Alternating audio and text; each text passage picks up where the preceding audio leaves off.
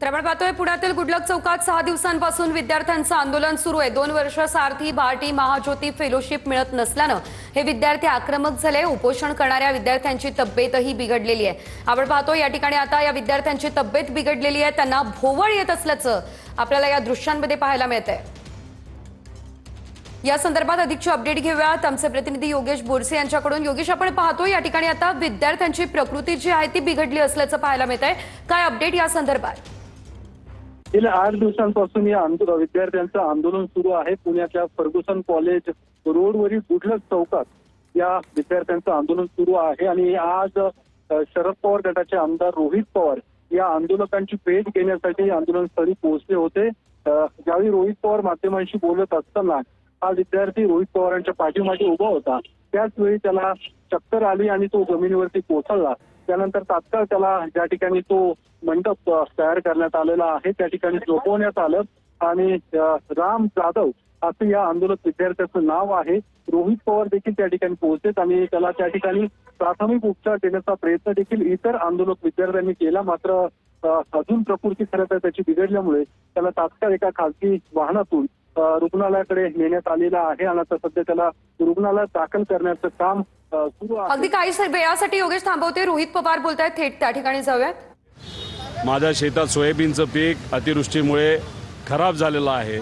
याच्या आधीचं पीक भाव नाही मिळाला म्हणून त्यातून काही मिळालं नाही, उलट खिशातूनच पैसे गेले आणि याचेच वडील आज म्हणत होते की तू परत ये, नाही तर मला माझ्या जीवाला बरं वाईट करण्याची परिस्थिती आहे, मला माझ्याकडे कुठलाही पैसा राहिलेला नाही।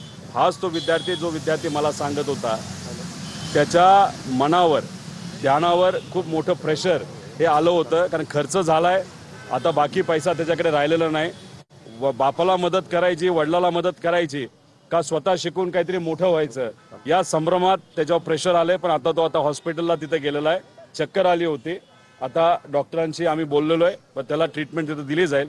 मला सरकारला विनंती करायची आहे, हा मुलगा अडचणी त्याला आरोग्याच्या असताना जो 2 दिवस झाला आंदोलन करतोय, असे बरेच मुलं आणि मुली आहेत, हे वातावरण अजून गरम होऊ शकतो, अजून मुलं मुली या आंदोलनामध्ये येऊ शकतात। तुमच्या हातामध्ये क्रेडिट तुम्ही घ्या, पण लवकरात लवकर ही योजना जाहीर करा, या सर्व मुला मुलींचे प्रश्न हे तुम्ही सोडवा अशी विनंती तर सरकारला करतो। आता नितीन गडकरी यांनी पुन्हा एकदा मराठा आरक्षण असू दे किंवा बाकी आरक्षणावर वक्तव्य केले। ते म्हणाले महाराष्ट्रात मराठा शक्तिशाली आणि उत्तर प्रदेश आणि बिहारमध्ये ब्राह्मणांना महत्व आहे, मी ब्राह्मण आहे आणि देवाचे आभार मानतो की मला आरक्षण नाहीये म्हणून। मला माहित नाही, कधी कधी ते फार इंटेलेक्च्युअल तिथं बोलतात। विषय एवढा आहे की हे जे मुलं आहेत, मुली आहेत, पुढची पिढी आहे, ते आरक्षण का मागतायत, त्याचं मुख्य कारण असं आहे की आज शेतकरी अडचणीत आहे, शेतकरी अडचणीत असल्या, मजूर अडचणीत आहे, ग्रामीण भागातले सर्व लोक अडचणीत आहेत, जे असंघटित क्षेत्रामध्ये काम करणारे गरीब जे शहरात राहतात ते आज अडचणी आहेत। आर्थिक ताण मोठ्या प्रमाणात सर्वसामान्य लोकांवर आल्यामुळे आणि घरामध्ये 1 रुपया तिथं येत नसल्यामुळे आणि सरकारचं धोरण कुठेतरी चुकलं असल्यामुळे सगळ्या युवांना असं वाटतं, सर्व समाजाच्या, एक तर आम्हाला नवीन आरक्षण मिळावं, नाहीतर आरक्षण आहे ते टिकावं। त्यामुळे कुठं ना कुठंतरी आर्थिक परिस्थिती गरिबाची अडचणीची झाल्यामुळे तिथं मागणी मोठ्या प्रमाणात आरक्षणाची होती। त्यामुळे गडकरी साहेब मोठे नेते आहेत, पण त्यांनी वस्तुस्थिती काय हे थोडंसं कुठेतरी समजून घेतलं पाहिजे असं आम्हाला वाटतं।